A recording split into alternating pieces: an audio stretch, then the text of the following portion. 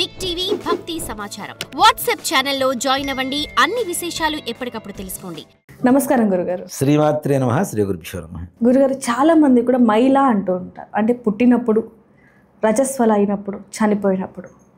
ఇవి నిజంగానే మైలు అనుకోవాల్సిందేనా? ఎందుకంటే చాలా వరకు కూడా ఈ మూడే కాకుండా ఇంకా మైలు అనేది చాలా రకాలు ఉన్నాయి అంటుంటారు. అసలు ఎన్ని రకాలు ఉన్నాయి ఏంటి గురుగారు? దీంట్లో మైల అని మనం బయటికి చెప్తున్నాను అన్న, చాలా గొప్ప సైంటిఫిక్ రీజన్స్ ఉన్నాయి దీంట్లో. చాలా సైన్స్. నేను అదే చెప్తా, హిందుత్వంలో, హిందూ ధర్మంలో ఉన్నంత సైన్స్ ప్రపంచంలో మరెక్కడా లేదు. దాంట్లో ఏమాత్రం కూడా సందేహం లేదు. అలాంటిది మన మధ్య కరోనా బాగా ప్రూవ్ చేసింది. అవును, నమస్కారం పెట్టేటువంటి మన సంస్కృతిని తీసుకొచ్చింది. గౌరవించకుండా షేక్ హ్యాండ్లు ఇచ్చుకునేటువంటి పరిస్థితి నుంచి మళ్ళీ నమస్కారాలు చేసుకునే పరిస్థితి వరకు తీసుకొచ్చింది కరోనా. కరోనా కొన్ని విధాల నష్టాన్ని చేకూరిస్తే, కొన్ని విధాల మన సంస్కృతిని ఇనుముడింపజేసింది. తప్పనిసరిగా ఇంకాస్త ముందుకు తీసుకెళ్ళేది. నమస్కారమే కరెక్టు, అదే సంస్కారం. అంతేగాని షేక్ హ్యాండ్ ఇచ్చుకోవడం సంస్కారం కాదు అనేటువంటిది ఒక మంచి పద్ధతి మరలా తెలియజేసింది. ప్రపంచం మొత్తానికి భారతీయతను మరలా గుర్తు చేసిందని చెప్పచ్చు. అవును. అలాంటి సైంటిఫిక్ రీజన్స్లో మీరు అడిగినటువంటి మృతా శౌచ్యం, చనిపోయినప్పుడు వచ్చినటువంటి అశౌచ్యం అంటారు దాన్ని. జాతా శౌచ్యం అంటే పుట్టినప్పుడు వచ్చినటువంటి పురుడు. అలాగే రజస్వల సమయంలో ఉండేటువంటి అశౌచ్యం. ఈ మూడిట్లో ఉండేటువంటి అశౌచాలకు ఉండేటువంటి అర్థం ఏమిటి అంటే నాన్న, ముఖ్యంగా ఒక వ్యక్తి చనిపోయారు. చనిపోయిన తర్వాత ఈ 12 రోజులు కూడా ఈ వ్యక్తి ఎక్కడ ఉంటాడు? ఎంతసేపటికి శ్మశానము, ఇల్లు మాత్రమే ఉంటాడు. శ్మశానంలో మన ఇంట్లో చనిపోయినటువంటి ఒక్కళ్ళ శవమే కాదు, అనేక రకాలైనటువంటి వ్యక్తుల శవాలు తగలబడుతూ ఉంటాయి. అనేక రకాల రోగాలతో చనిపోయినటువంటి వ్యక్తులు ఉండొచ్చు. రకరకాల వ్యక్తులు ఉంటూ ఉంటారు. అవునా? అక్కడ కులమత భేద విచక్షణ లేదు. అందుకనే ప్రపంచంలో ఎవరికైనా గవర్నమెంట్ 6 అడుగుల స్థలం ఒకటి రిజిస్ట్రేషన్ చేస్తారు పుట్టగానే. ఏంటి అంటే శ్మశానంలోనే. అది ముఖ్యంగా. అవునా?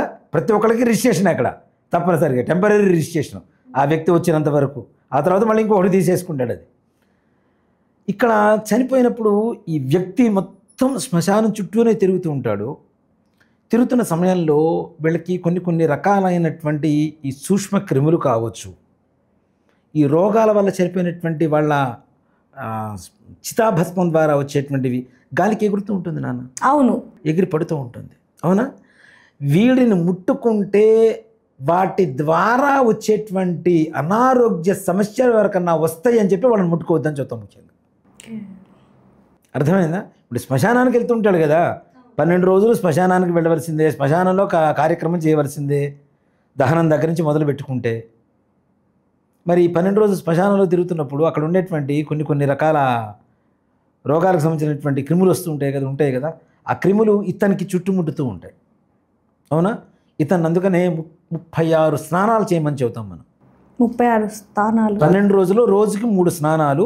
12 × 3 12 3 36 స్నానాలు ఎందుకు చేయమని చెబుతారు అంటే, అక్కడ ఉన్నటువంటి ఏదైనా వాటి లేదు అంటారు నా క్రిముల్ని, సంథింగ్ ఇంగ్లీష్లో చెబుతూ ఉంటారు, అలాంటివి ఏదైనా ఇతని ఒంటి మీద ఉంటాయేమో అనేటువంటి ఆలోచనతో 36 రకాల మృత్తికా స్నానం, తులసి కోటలో మట్టి, చెరువులో మట్టి, లేదంటే నదీ తీరంలో ఉండేటువంటి మట్టి, ఆ మట్టిని తీసుకొని రుద్దుకొని స్నానం చేయమని చెబుతుంటారు. ఇప్పుడు మనకి పెడుతుంటారు కదా ముల్తానా మట్టి, పెట్టుకొని మొత్తం టబ్లో పడుకుంటుంటారు కదా కొంతమంది. ఇలాంటివి మరి ఎన్నో వేల సంవత్సరాల క్రితమే మన వాళ్ళు కనుక్కున్నారని చెప్తాను నేను. మట్టితో స్నానం చేయడం అనేది మృత్తికా స్నానం అంటారు దాన్ని. ఈ మృత్తికా స్నానం ద్వారా వాడికి ఉండేటువంటివి ఆ సూక్ష్మ క్రిములు కూడా పోతూ ఉంటాయి. వాళ్ళని ముట్టుకుంటే ఆ శ్మశానం ద్వారా వచ్చినటువంటి నెగిటివ్ ఏదైనా మనకు కూడా వస్తుందనే ఉద్దేశంతో వాళ్ళని ముట్టుకోవద్దని చెప్పి మృతా శౌచానికి అర్థం నాన్న. జాతా శౌచ్యం దీనికి రివర్స్. ఇక్కడ చూడండి, మృతా శౌచ్యం వాడు శ్మశానానికి వెళ్ళొస్తాడు కాబట్టి వాడికి ఉండేటువంటి ఏదైనా ప్రాబ్లమ్స్ మనకు వస్తాయని చెప్పి మనం ముట్టుకోవద్దని చెప్తాం, దాన్ని మైలా అని చెప్తూ ఉంటాం. అలాగే జాతా శౌచ్యం వచ్చేసరికి పిల్లవాడు పుడతాడు. పుట్టిన తర్వాత పసికందువుకి చాలా సెన్సిటివ్గా ఉంటారు. అలాగే బాలింత కూడా మరలా సెన్సిటివ్గా ఉంటుంది. కొన్ని లక్షల పౌండ్లు ఉండేటువంటి ఒక నొప్పిని భరించి శరీరం ఒక బిడ్డకి జన్మనిస్తుంది తల్లి. ఆ టైంలో ప్రతి నరము, ప్రతి నాడి, శరీరంలో ఉండేటువంటి ప్రతి అణువణువు సెన్సిటివ్గా తయారైపోతుంది. చూడండి, మీరు బాలింతని చూస్తే అంటే శుతిమెత్తగా కనపడుతుంటారు, వాళ్ళ ముఖం కూడా అవునా? ముట్టుకుంటే కొంచెం గట్టిగా ముట్టుకుంటే ఎక్కడ కందిపోతారేమో అన్నంత సెన్సిటివ్గా తయారవుతుంటారు ఆ సమయంలో వాళ్ళు. అంటే ప్రతి ఒక్క అణువణువు వాళ్ళలో సెన్సిటివ్గా తయారవుతుంది. అలాగే చిన్నపిల్లలు అప్పుడే శిశువు, అవునా, వాళ్ళకి రిసీవింగ్ పవర్ చాలా తక్కువ ఉంటుంది, దాన్ని తట్టుకునేటువంటి శక్తి తక్కువ ఉంటుంది. ఇప్పుడు మనం బయటికి వెళ్ళి వస్తాం, బయటికి వెళ్ళి వచ్చి పోయి నానా అంటే బయట నుంచి తీసుకొచ్చిన దరిద్రం మొత్తం వాడి మీద మనం అప్లై చేస్తున్నాం కదా, వస్తుంది కదా. ఎక్కడ వస్తుంది? మన కాలుతో వస్తుంది, మన శరీరంతో వస్తుంది, దుమ్ము ధూళి అన్నీ ఉంటాయి, అవునా? ఇవన్నీ కూడా వాడికి అప్లై చేస్తున్నామా? అక్కడి నుంచి తల్లికి కూడా వెళ్తుందా? తల్లి కంటుకున్నా బిడ్డ కంటుకున్నా ఇద్దరిలో ఎవరు కంటుకున్నా ప్రమాదమే. బిడ్డ కంటుకుంటే డైరెక్ట్ వెళ్ళిపోతుంది, తల్లి కంటుకుంటే తల్లి ఇచ్చేటువంటి పాల ద్వారా శిశువుకి వస్తుంది. కాబట్టి 11 రోజుల పాటు ఆ శిశువుని తల్లిని ఎవరు ముట్టుకోవద్దు. ముట్టుకున్నా స్నానం చేసి ముట్టుకోవాలి, మరలా తర్వాత స్నానం చేయండి తప్పనిసరిగా. ఎందుకు చెప్తారు అంటే అక్కడ ఆ సెన్సిటివ్ వాళ్ళ ఆరోగ్యాన్ని కాపాడటం కోసం. ఇవన్నీ చూడండి, కొన్ని వేల సంవత్సరాల క్రితం మన ధర్మంలో ఉన్నాయి. ఎంత గొప్ప సైన్స్ అన్నది. ఈ సైన్స్ ఇవాళ రోజున చెబుతుందా? లేదండి. అవునా? ఇలాంటి సైన్సు 10 రోజులు స్నానం చేయకుండా అత్తర్లో ఉనిగిపోయి బయటకు వచ్చే వెర్రి మతాలకి ఏం తెలుస్తుంది? అవునా? వాళ్ళకి తెలియదు కదా ఇవన్నీ. వాళ్ళకి ఏంటి, ఎంతసేపు 10 రోజులు స్నానం చేయకపోయినా చాలు, రోజు అత్తర కొట్టుకొని బయటికి వెళ్ళిపోవచ్చు. వాడి స్నానం అక్కర్లా, పాడక్కర్లా. అలాంటి వెర్రి మతాలకి ఏం తెలుస్తుంది మన ధర్మం గురించి మాట్లాడితే? అరే శవాన్ని కాల్చి వచ్చిన తర్వాత స్నానం చేయమని చెప్పేది ఎందుకు చేస్తున్నాము? శివాలయానికి వెళ్ళమని ఎందుకు చెబుతున్నాము? శివాలయంలో కొన్ని యాంటీబయోటిక్ ఎనర్జీ పాస్ అవుతూ ఉంటుంది శివాలయంలో, ఆ విగ్రహాల దగ్గర నుంచి. ఆ పాజిటివ్ తీసుకొని మనం ఇంటికి వెళ్ళమని, మన ఒంటి మీద ఉండేటువంటి రోగాలు, ఆ సూక్ష్మక్రిములు, ఆ శ్మశానం ద్వారా వచ్చినటువంటి ఇవి ఏవైతే ఉన్నాయో అవన్నీ కూడా పోవడం కోసం చెప్పి శివాలయానికి వెళ్ళమని చెబుతూ ఉంటాం. ఇలాంటివి బయట జనాలకి తెలియదు, అర్థం కావని చెప్పచ్చు. పిల్లల్ని ముట్టుకోవద్దు. ఇప్పుడు చిన్నపిల్లలు ఉన్న చోట, ప్రతి చోట కూడా పూర్వకాలంలో ఇంటి బయట తొట్లు ఉంటాయి. నాన్న చక్క కాళ్ళు చేతులు కడుక్కొని ప్రశాంతంగా శుభ్రంగా వెళ్ళి లోపలికి వెళ్ళాలి. ఆ పిల్లవాడిని ముట్టుకోపోయినా తప్పనిసరిగా ఇవన్నీ కాళ్ళు కడుక్కొని చేతులు కడుక్కొని వెళ్ళాలి. బయట ఉండేటువంటి ఈ నెగిటివ్ ఎనర్జీని మొత్తం తీసుకొని వెళ్ళిపోతున్నాం, దుమ్ము ధూళి తీసుకొని వెళ్ళిపోతున్నాం. ఆ పిల్లవాడి మీదకి తీసుకెళ్తే వాడికి తట్టుకునే శక్తి ఉండాలి కదా. వాటి కోసం చెప్పి జాతా శౌచం అని చెప్పి 11 రోజుల పాటు ముట్టుకోవద్దని చెప్తారు. తల్లి పిల్లవాడిని 21 రోజు చెప్తాం. అవునండి. మొట్టమొదటి 11వ రోజు స్నానం చేయిస్తాం, మళ్ళీ 21 రోజు, మళ్ళీ 21వ రోజు తప్పనిసరిగా స్నానం చేయిస్తారు మరలా. అంటే ఈ స్నానం చేయకుండా ఉండేటువంటి సమయంలో ఇలాంటి క్రిములు అసలు దగ్గర చేరొద్దు. వాళ్ళ స్నానం కూడా చేసే పరిస్థితి లేదు ఆరోగ్యరీత్యా. స్నానం చేస్తే వాతం వస్తుంది బాలింతకి, పిల్లవాడు తట్టుకునేటువంటి పరిస్థితి కాదు కదా. ఇలాంటి సమయంలో మన ద్వారా వెళ్ళేటువంటి సూక్ష్మక్రిములు వాళ్ళ వంటి మీద పట్టడం ద్వారా వాళ్ళకి అనారోగ్య స్థితి పెరుగుతుంది. ఆరోగ్యవంతంగా ఉండడం కోసం అని చెప్పి జాతా శౌచ్యం 21 రోజు పాటు పెట్టారు. అసలు మన దాంట్లో ఎంత సైన్స్ ఉంటుందో నాన్న. ఇలా లోపలికి వెళ్ళొద్దని చెప్తున్నామా? 6వ నెల 6వ రోజున అన్నప్రాసన చేయమని చెబుతాం మనం. అవును గురు. అన్నప్రాసన అయిన తర్వాతనే పుట్టెంట్రుకలు తీయమని చెబుతాం. అన్నం తినడం మొదలుపెట్టిన తర్వాత 6 నెలల 6వ రోజున వాడి జీర్ణక్రియ సంపూర్ణంగా పనిచేయడం ప్రారంభిస్తుంది పిల్లవాడికి. మరి ఇప్పుడు ఏ సైన్స్ చెప్తుంది? కొన్ని వేల సంవత్సరాల క్రితం ఈ సిస్టమ్ పెట్టినప్పుడు ఏ సైన్స్ చెప్పింది? జీర్ణక్రియ ఇన్ని రోజులకి స్టార్ట్ అవుతుంది వీడికి సంపూర్ణంగా అని ఎలా కనుక్కున్నారు మన వాళ్ళు? ఆ రోజున అన్నప్రాసన చేస్తామా? అక్కడి నుంచి వాడికి ఈ మాడు ఏదైతే పైన శరీరం ఉంటుందో థిక్నెస్ పెరుగుతుంది. అవును గురుగారు. చాకు పెడితే తట్టుకోలేనటువంటి శక్తి కాబట్టి అన్నప్రాసన అయిన తర్వాత పుట్టెంట్రుకలు తీయండి రా అని చెప్తారు మన వాళ్ళు. స్కిన్ థిక్నెస్ పెరిగితే అప్పుడు పుట్టెంట్రుకలు తీయడం. ఎంత గొప్ప సైన్స్ చూడండి మరి మన దాంట్లో. అలాగే రజస్వల సమయంలో ఆడపిల్లల మనస్సు ఆలోచన పరిపర విధాలుగా ఉంటుంది. స్థిరమైనటువంటి ఆలోచనతో ఉండదు. అంటే కొత్త పుంతలు, ఒక వయసులో వచ్చేటువంటి ఒక మార్పు మనస్సు. ఆ సమయంలో కూడా ఎవరు ముట్టుకోవద్దు అని ఎందుకు చెప్తారు అంటే నిజంగానే నేను సుస్పష్టంగా చెప్తున్నాను అన్న, దీంట్లో ఏమాత్రం కూడా అనుమానం లేదు. ఆడపిల్లలకు ఒక వయసు వచ్చిన తర్వాత తండ్రి స్పర్శ కూడా తగలకూడదని చెప్తాను నేను. అది వాస్తవం గురుగారు. అవును. దేనికంటే శాస్త్రం కూడా ఏం చెప్తుందంటే స్త్రీణాద్విగుణమాహారో బుద్ధిశ్చాపి చతుర్గుణం సాహసం షడ్గుణం చేవ కామోష్టగుణం ఉచ్యతే అని చెప్పి శాస్త్రం ఉంది. బుద్ధి 4 పాళ్ళు ఎక్కువ ఉంటుంది. ఆహారం మగవాడి కంటే 2 పాళ్ళు ఎక్కువ తింటారట ఆడవాళ్ళు. బుద్ధి మగవాళ్ళ కంటే 4 పాళ్ళు ఎక్కువ ఉంటుందిట. సాహసం మగవాళ్ళ కంటే 6 పాళ్ళు ఎక్కువగా ఉంటుందిట. 6 పాళ్ళు ఎక్కువగా ఉంటుంది. అలాగే ఆడవాళ్ళకి అంటే ఇది నేను ఏదో నోటుకొచ్చిన మాట కాదు నాన్న, దీనికి సుస్పష్టమైనటువంటి ఒక శ్లోకం కూడా ఉంది తప్పనిసరిగా. ఇప్పుడు నేను చెప్పిన శ్లోకం అదే. దీంట్లో 4వ లక్షణం చెప్పలేదు, నేను చెప్తాను, దాన్ని కూడా చెప్తాను. అలాగే ఆడవారికి మగవాళ్ళ స్పర్శ కొన్ని సమయాల్లో తగలకూడదు అనేటువంటిది శాస్త్రం చెప్తాం. ఎలాంటి సమయంలో అంటే రజస్వర సమయంలో ముఖ్యంగా. అది తండ్రి, అన్న, లేదంటే బావ, ఏ రకమైనటువంటి వాళ్ళు ఎవ్వరు కూడాను మగవాళ్ళు ముట్టుకోకూడదు. ముట్టుకుంటే ఆ సమయంలో వాళ్ళ ఆలోచనలో ఉండేటువంటివి ఆలోచన విధానం స్థిరపడిపోతుంది, మార్పు కలుగుతుంది, చెడుకు దారి తీస్తుంది. ఇలాంటి అంటే ఆ సమయంలో ఆడవాళ్ళు ఎలా ఉంటారు అనేది ఎన్ని వేల సంవత్సరాల క్రితం ఆలోచించి మన వాళ్ళ సిస్టమ్ పెట్టారు చూడండి. మన ధర్మం ఎంత గొప్పది అనేది ఈ మాటల్లో చాలు. కామోష్ట గుణముచ్యతే అంటారు. కామం మగవాళ్ళ కంటే 8 పాళ్ళు ఎక్కువగా ఉంటుంది. నేను అంటే ఈ విషయంలో చెప్పాలి అంటే ఆడవాళ్ళు గొప్పవాళ్ళు అని చెప్పడానికి గల కారణం ఇది ఒక్కటి చాలు నాన్న. అవును, 8% ఎక్కువగా ఉండేటువంటి ఆలోచనని, కోరికల్ని అణుచుకుంటూ భర్తకి అనుగుణంగా వేరే పుంతలు తొక్కకుండా, వేరే ఆలోచనలు రాకుండా ఉండగలిగినటువంటి స్త్రీ ఇంకా మగవాడి కంటే గొప్పది కాక ఇంకేమవుతుంది చెప్పండి. కానీ గురుగారు ఇక్కడ చాలా మంది కూడా అంటే 5 రోజులు కూడా ఆడవాళ్ళకి కొంచెం రెస్ట్ ఉంటుంది కాబట్టి అని చెప్తూ ఉంటారు. కానీ దీని వెనకాల ఇంత శాస్త్రం ఉంది, ఇంత అర్థం ఉంది అనేది చాలా మందికి తెలియదు. అంతేకాకుండా ఆడవాళ్ళు ప్రతి నెలా ఉండేటువంటి ఋతుక్రమంలో కూడాను ఓ మాట చెప్పానంటే ఒక శక్తి, దుష్టశక్తి, శివుడి సృష్టిలో దుష్టశక్తి వచ్చింది. అది రక్తస్రావ రూపంలో ఉంటుంది. నాకు ఎక్కడ దారి కావాలి, నాకు ఎక్కడ చోట దారి కావాలి అని అడిగిందిట. ఎక్కడ అంటే ఆడవాళ్ళ రూపంలో నెలకి 4 సార్లు నువ్వు స్రవిస్తూ ఉంటావు. ఆ సమయంలో వాళ్ళకి రెస్ట్ కలుగుతుంది. నీ వల్ల కలిగేటువంటి ఏదైతే ఇబ్బందులు ఉంటాయో అవి రెస్ట్ రూపంలో వాళ్ళు తీసుకోవడానికి అవకాశం కలుగుతుందని చెప్పి కూడా శాస్త్రం చెప్తుంది. అంటే మనకి దైవికంగా తీసుకుంటే, ఆధ్యాత్మిక పరంగా తీసుకుంటే, అదే సమయంలో వీళ్ళు మానసికంగా కూడా చికాకుగా ఉంటుంది. అనేక రకాలైనటువంటి సమస్యలు ఉంటాయి, చికాకులు ఉంటాయి. మాట్లాడటానికి కూడా పెద్దగా ఇష్టపడరు, సమాధానం చెప్పడానికి కూడా ఇష్టపడరు. అది భార్యాభర్తల మధ్య గొడవలు అవుతాయా? ఖచ్చితంగా మౌనంగా చక్కగా పక్కన కూర్చోబెడుతున్నారు. అంటరానితనం కాదు, ఆడవాళ్ళని గౌరవించేటువంటి విధానం ఇది గొప్ప విధానం. ఇబ్బంది కలుగుతున్నప్పుడు కూడా నువ్వు వంట చెయ్యి, నువ్వు పెంట చెయ్యి, అది చెయ్యి, ఇది చెయ్యి అంటే ఎంతవరకు కరెక్ట్ అది? అయితే గురుగారు వీటన్నిటికీ సంబంధించి ఇప్పుడున్న కాలంలో అంటే ఇప్పుడు కలియుగంలో కొంతమంది ఏమంటారంటే అలా 5 రోజులు పక్కకు కూర్చున్నా కూడా ఇప్పటికి కూడా ఈ మూఢనమ్మకాలు నమ్ముతున్నారా అనే ఒక ప్రశ్న అనేది మనకి వస్తూ ఉంటుంది. వాళ్ళకి మీరు ఏం చెప్తారు? ఏ నమ్మకం నాన్న? మూఢనమ్మకం కదా. మూఢులుగా మాత్రమే మూఢనమ్మకం.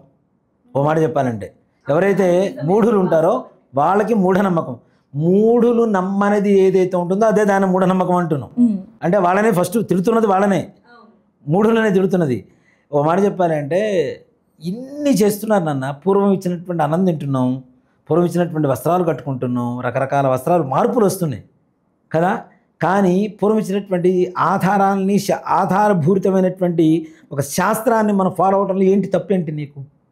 దానివల్ల కలిగే నష్టం ఏంటి? దాని మూఢనమ్మకం అని ఎందుకు అనాలి? దేవుడు లేడు, అవి లేవు, ఇవి లేవు, ఎట్లా పడితే. నిజంగా కొన్ని వివాహాలు ఇప్పుడు విడిపోతుంటారు నన్ను పెళ్ళైన తర్వాత. వాటిల్లో నేను నా రీసెర్చ్లో వాళ్ళ జాతకాలు అనేది ఒక సమస్య అయితే, పెళ్ళిళ్ళకు కూడా ఆడవాళ్ళు ఋతుక్రమ సమస్యతో ఉన్నప్పుడు సమయంలో కూడా వచ్చి అక్షతలు వేస్తుంటారు చూసారా, ఆ దంపతులు తప్పనిసరిగా విడిపోతారు. అది ఫ్యాషన్ అయిపోయింది రావటం. రాకూడదు, మనం వెళ్ళకూడదు. శుభకార్యాలకి వెళ్ళనివ్వంది కూడా ఇందుకే. దీని వెనకాల కూడా శాస్త్రం ఉందనే చాలా మందికి తెలియదని చెప్పొచ్చు. ఇప్పుడు వస్తారు నాన్న, అక్షతలు వేస్తారు, నవ్వుతుంటారు. లోపల మనసులో అయితే బాధ అయితే ఒక చికాకు అయితే ఉంటుంది కదా. చికాకుతో చేసే పని ఏది కరెక్ట్గా ఉంటుంది చెప్పండి ఒకసారి? మనస్ఫూర్తిగా ప్రశాంతంగా చేసేటువంటి పని సంతోషకరంగా, సంతృప్తికరంగా, సంపూర్ణంగా ఉంటుంది. ఇష్టం లేని మనం ఒక ఆహారం తీసుకోవడానికి కట్టుకున్న బట్టలు కూడా మనం వేసుకోలేము మనసు సరిగ్గా లేకపోతే. అలాంటి శుభకార్యాలకు వెళ్ళి వాళ్ళని దీవించి రావటం అనేది కూడా వాళ్ళ మీద నెగిటివ్ ఎక్కువ చూపిస్తుందని చెప్పచ్చు. ఇద్దరు దంపతులు విడిపోవడానికి కారణం నువ్వు అవుతున్నప్పుడు నీ ఇంట్లో కూడా ఇలాంటి పాపాలే జరుగుతూ ఉంటాయి. కాబట్టి ఇది గమనించి ఆడవాళ్ళు దయచేసి అలాంటి సమయాల్లో వెళ్ళవద్దు, శుభకార్యాలకు వెళ్ళవద్దు, ఆశీర్వచనాలు ఇవ్వవద్దు. అక్కడ చెప్తుంది దేవతా మంత్రాలే చెప్తారు.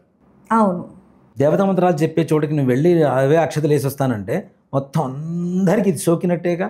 మండపాన్ని కూడా ఏదైతే పెళ్లి జరుగుతుందో ఆ మండపాన్ని మనం గుడిలా భావిస్తాం గురుగారు. చెప్పులు కూడా వేసుకొని వెళ్ళం. కొంతమంది ఉంటారు నాన్న, షూస్ వేసుకొని పైకి వస్తుంటారు. నువ్వు కలెక్టర్ అయితే నాకేంటి, ప్రధానమంత్రి అయితే నాకేంటి, నా సంప్రదాయం గౌరవించేవాడు అయితేనే నా ఇంటికి రావాలి, నా మండపం ఎక్కాలి, నా కూతుర్నల్లుని ఆశీర్వదించాలి. అంతేకాని అదొక ఫ్యాషన్. అవును, పర్లేదు రానివ్వండి.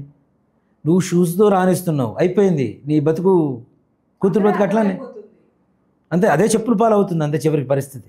కాబట్టి ఇలాంటివి ఆడవాళ్ళు ఎందుకు రాకూడదు, ఎందుకు చేయకూడదు అంటే ఇలాంటి సమయంలో వాళ్ళకి రెస్ట్ అవసరం, మానసికమైనటువంటి ప్రశాంతత అవసరం.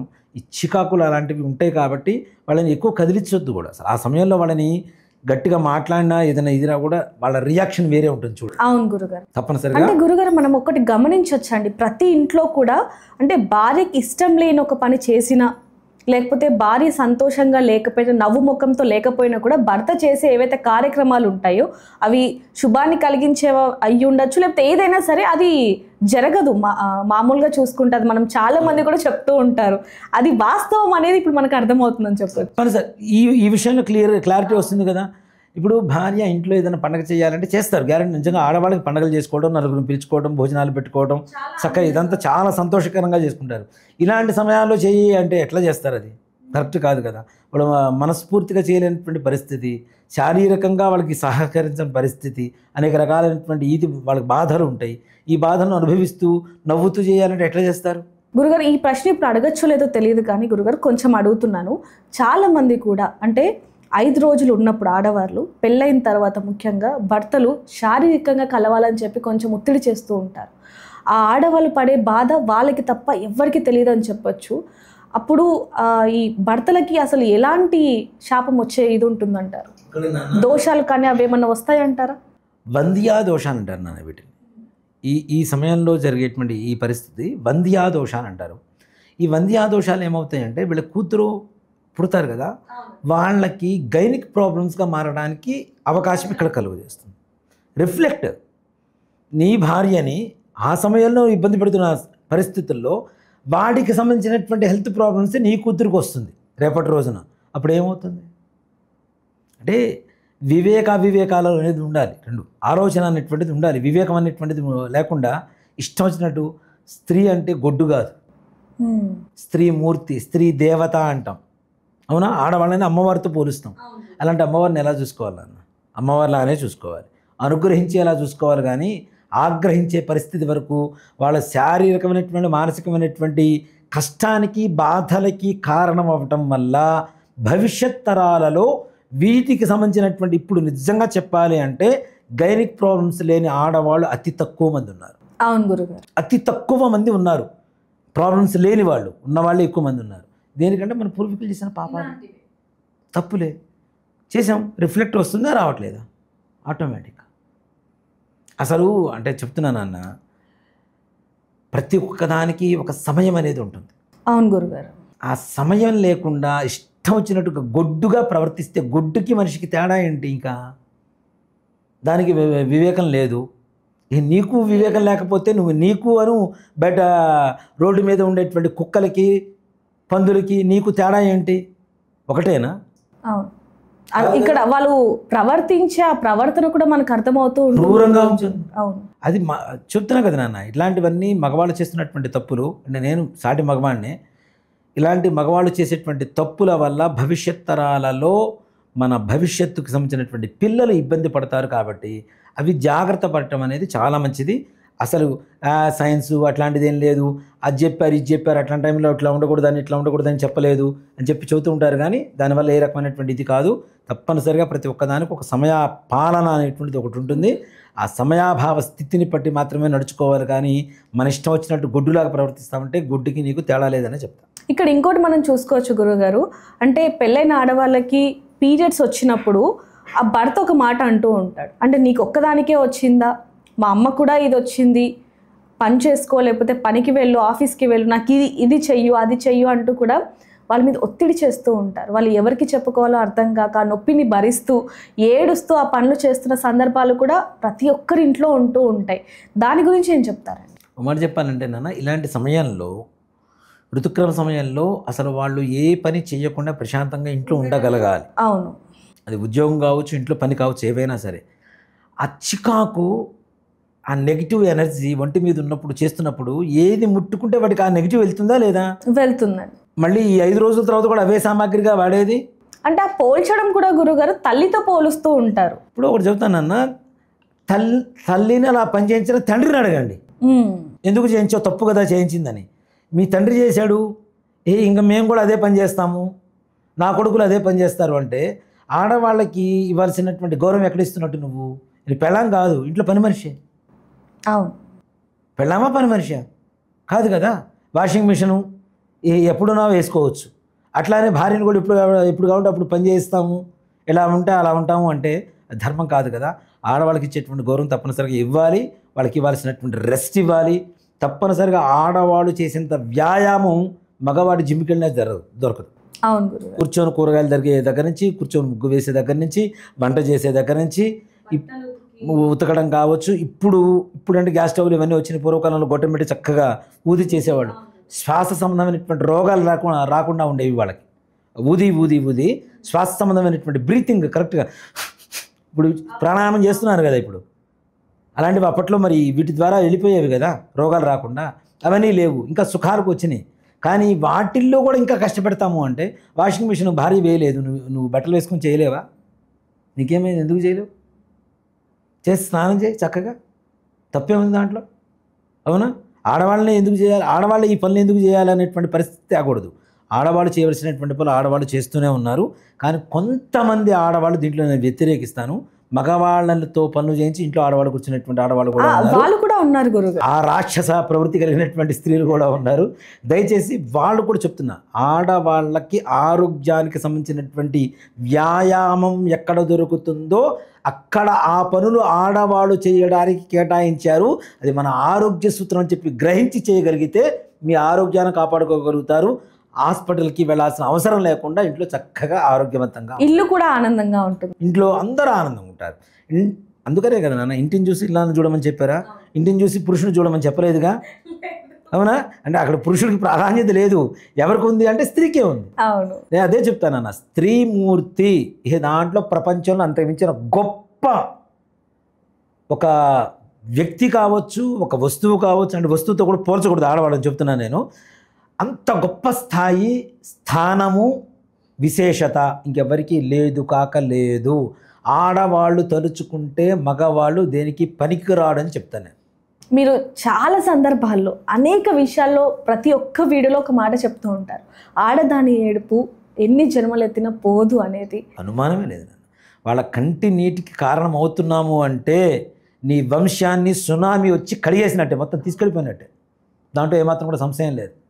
సునామీ వస్తే ఇప్పుడు కంటిన్యూటీకి కారణమైనటువంటి వాడిని, ఇప్పుడు ఒక వ్యక్తి ఉంటాడు నాన్న, ఒక భార్యను కొట్టాడు, తిట్టాడు, వాడు కారణం అవుతున్నాడు. కానీ ఇక్కడ ఆ ఒక్కడు పోడు, వాడికి సంబంధించినటువంటి వంశం మొత్తం పోతుంది, మొత్తం నిర్వంశం అయిపోతుంది. నీకు జన్మనిచ్చిన తల్లిదండ్రులకి వంశం లేకుండా నిర్వంశంగా మిగులుస్తున్న నీ పాపం ఎంత పాపమో ఆలోచించు. అవును, నీ తల్లిదండ్రులు రుణం తీరాలంటే కొడుకు పుట్టాలి. కొడుకు పుడితేనే రేపటి రోజు నువ్వు పోయిన తర్వాత నీ పేరు, నీ తండ్రి పేరు, నీ తాత పేరు, ముగ్గురు పేర్లతో వాడు పితృతర్పణం చేస్తాడు. అక్కడ పితృ రుణం తీరిపోతుంది. అలాంటిది లేకుండా చివరికి పిల్లల పుట్టనటువంటి పరిస్థితి వరకు తీసుకొచ్చుకుంటే ఇంకేముంటుంది? నీ పితృ రుణం ఎక్కడ తీరుతుంది? నీ రుణం అట్లానే ఉండిపోతుంది. పితృ రుణం, దైవ రుణం, ఋషి రుణం, ఈ 3 రుణాలు తీర్చుకోవాల్సింది తప్పనిసరిగా ప్రతి మనిషి కూడా. అనేక విషయాల గురించి చాలా చక్కగా వివరించారు. ధన్యవాదాలు గురుగారు. శ్రీమాత్రే నమః. శ్రీ గురుభ్యో నమః. For more videos like this, subscribe Big TV channel.